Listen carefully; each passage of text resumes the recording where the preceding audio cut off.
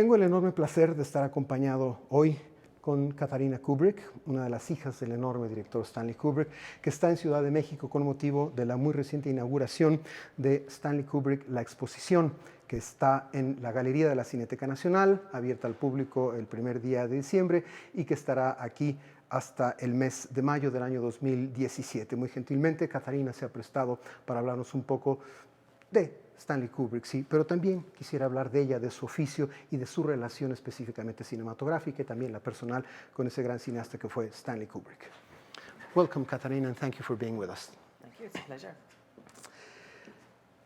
How come you as an artist, you're a jeweler, you're a painter, you're a visual artist, didn't get much more involved with film, considering the passion for film that permeated your lives for so many years? I know you've done some film work, we'll go later to that, but you didn't make a career out of film. I was fully intending to be an Oscar-winning production designer, and I worked on many films, and I enjoyed it. I had a wonderful time, but I had babies, and I couldn't give them the time that I needed and give the time that I needed to the work. So I decided to be a full-time mother instead. But then I started painting again. I went back to my roots as an oil painter. Now, you did work, production design work on films that some of them quite notorious, quite famous. I remember Midnight Express, a couple of the James Bond movies, The Spy Who Loved Me and Moonraker, if I remember correctly. How did this work as a production designer in those non-Kubrick films influence your approach to the work you did for Stanley Kubrick? Well, working on those films, how did that affect the work I did for him? Influence, yeah. I mean, the process of learning and ending or getting to work with Stanley Kubrick. Well, it was working with my father that made me decide I wanted to go into the film business in the first place. Because I was looking for locations on Barry Lyndon, and I was working together with Ken Adam in Ireland. A great production designer. And I was looking for locations, and I watched how the creative process worked, and I thought, this is what I want to do with my life. So then I went to art college, and I was studying architecture and drafting and all those sorts of things. And then my first picture was as a junior on Spy Who Loved Me in 1976. And I was making tea and sweeping floors and making drawings, but they knew that I could draw. So that was good. And it was a huge art department, and I was given little jobs to do, but then also I had to design the teeth for the character called Jaws, which is my dubious claim to fame. Not so dubious. That is famous. Yes, but the thing is that when I went home and I was talking to my father about, the work, and in those days, men treated women in the art department not so great, and I was one of the few women in the art department, and I was Stanley Kubrick's daughter. So I had a lot to prove. And he just said, look, go in first, leave last, don't cry, and work hard, and he was very proud of me. And very solid advice he gave. Very solid advice.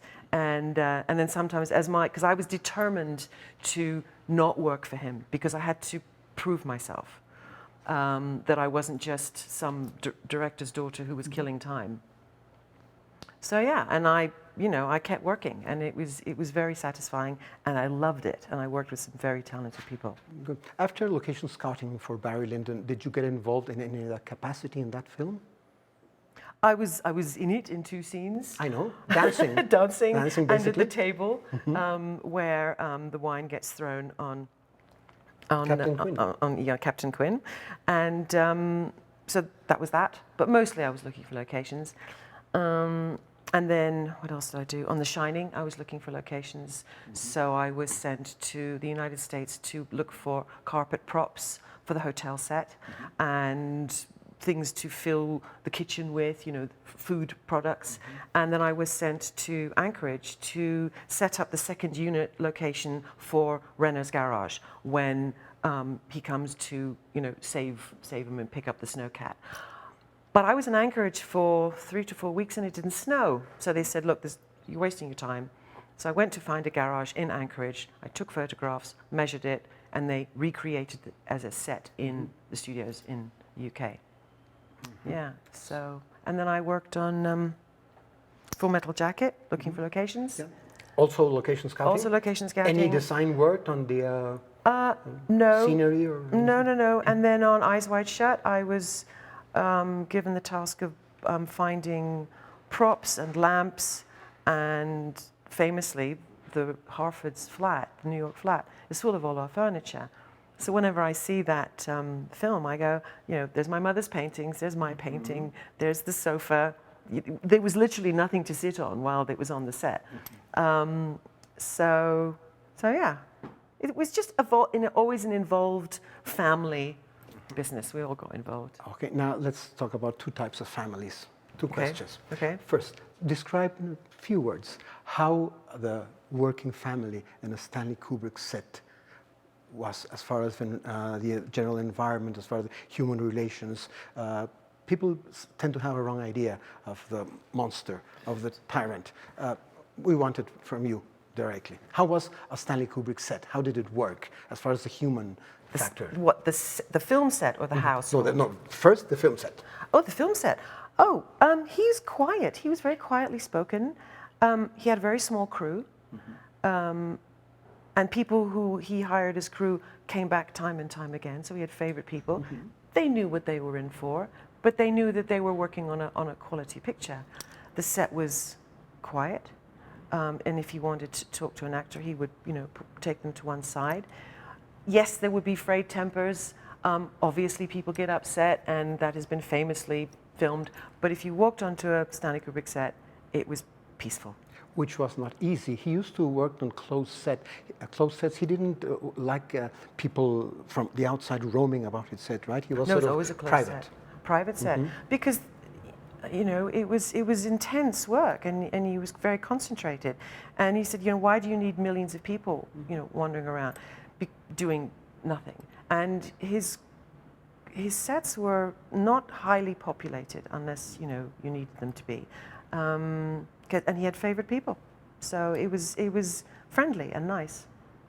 But also, Nice set, calm. Demanding, right? Very demanding. It shows in his films. Of course. I mean, the thing is that nobody worked harder than he did, because when the day's filming was over and everybody went home to get some much-earned sleep, he was back on the phone and back in his office. And writing new scenes for the next day. Yeah, absolutely. So he didn't ask anybody to do anything or work harder than he worked himself. Good. Now, the other set, home. How was the Kubrick home in that respect? Oh, of course it was an unusual household. We moved a lot. I went to 13 schools because we kept traveling. But I grew up in a film studio stroke art school. My mother was a fantastic painter, was painting all the time. Whenever there was a spare room, her easel would go in there. And Stanley liked to sleep in his own bed at night. So if he could set up a household where he had his editing room in the garage and production offices upstairs, then that's how he liked it. And people think that's crazy. I think that's really sensible. So he never had to sit in traffic.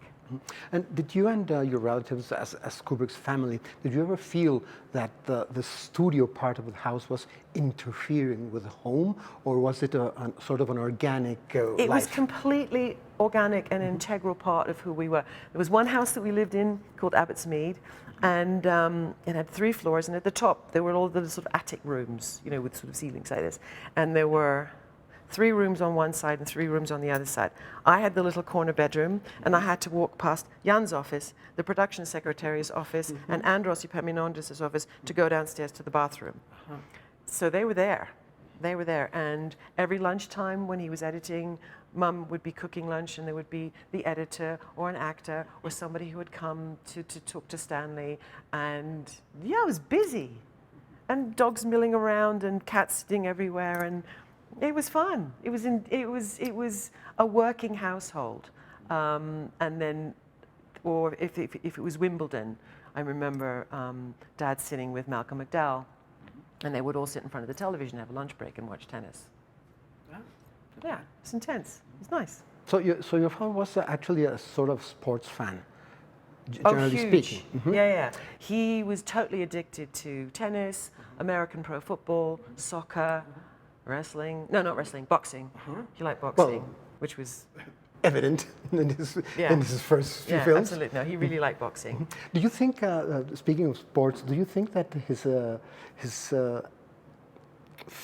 being a fan of sports had anything to do with his being a fan of confrontation as far as the subjects of his movies, meaning either boxing, chess, or outright war? Do you think there's a connection between the conflict in sports and the conflict in some of his films? I mean, basically all of his films. That's a very interesting question. I think he liked sport and he admired people who could do it. The conflict, I mean, I think people are drawn to conflict because you have your champion. People have always had champions that they were rooting for, whether it's a boxer or a wrestler or a horse or somebody who's running a race. I think people are drawn to that. I couldn't give you a definitive answer to that question, but of course he would have been as fascinated as anybody else is with the human condition and how we are all always seeming to fight each other for the wrong reason.